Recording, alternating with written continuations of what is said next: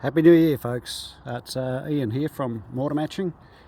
Saturday, 4th of January 2025. Decided to do a little bit of applied research today. I've been working with my pure lime putty. I've mixed it with 4 different sands. They've all been washed. This one was a yellow bricky sand, which I've washed. So I've got rid of everything that's 75 microns or smaller. So it's washed sand. That's with a muckadilla sand washed. That's with an orange sand washed, and that's with your coarse washed sand, which is usually what is used when doing lime mortar repointing anyhow. So I'm doing it for the colours basically, and a bit of experimentation. So everything's been mixed at 3:1. Put the putty in, put the sand in. The sand was washed and dried previously. So I put it in. There's very little water added to these to get them to a good consistency, and whatever water I added, I used lime water. That's some of the water that's sitting on top of my lime putty in storage in an airtight container. Okay, so I'll just explain this one here. I ran out of glass sealable Mason's jars or whatever they're called, and I put my last one, the coarse wash, in here. It's in a plastic container, but I took some out and put it in here, so just for colour comparisons. So we're going to look at the colour while it's damp and not cured, and then we'll also look at the colour when it is cured after a few days. But I'll let these sit for maybe, I don't know, 3 or 4 nights, let it cure a bit, get a nice beautiful creamy mixture going, and then I'll sit them out to dry, and then we'll look at them all from there. Right, I just brought them all forward a bit so you can hopefully appreciate the colour difference. I'm hoping the lighting's okay. So that's a yellow. Hopefully you can see that is a bit yellow. That's what's called a muckadilla. It's a bit more of a browny sort of grey colour. This one here is the coarse washed sand. That's usually fairly white, like a beige bricky sand. So that is lighter than the muckadilla. I'll just move it over here next to the yellow.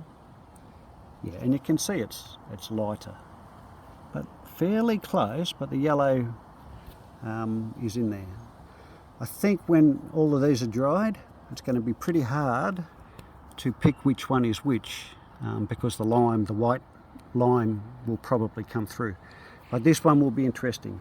This is the first time I've done this, and it's the first time I've done it with an orange bricky sand, which I've washed, and oven dried.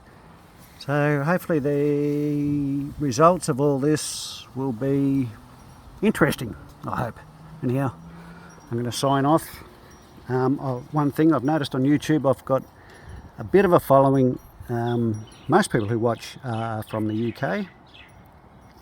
Then Australia runs in second, and the US runs in third. So what I want to know, I'm still going to leave my comments off, but what I would like to know by the number of likes, if any Aussies are interested, please like the YouTube video. If you're not interested, then don't like it. I'll gauge my audience that way. Why do I want an audience?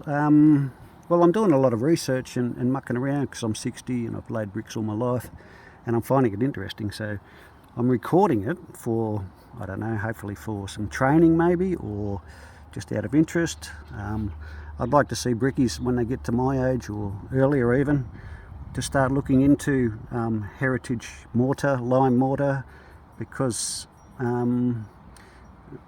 it's easier work. It's easier on your body. There's not so much bending and lifting and so on as there is with bricklaying. And the other side of it is we've got a lot of heritage buildings that we need to look after.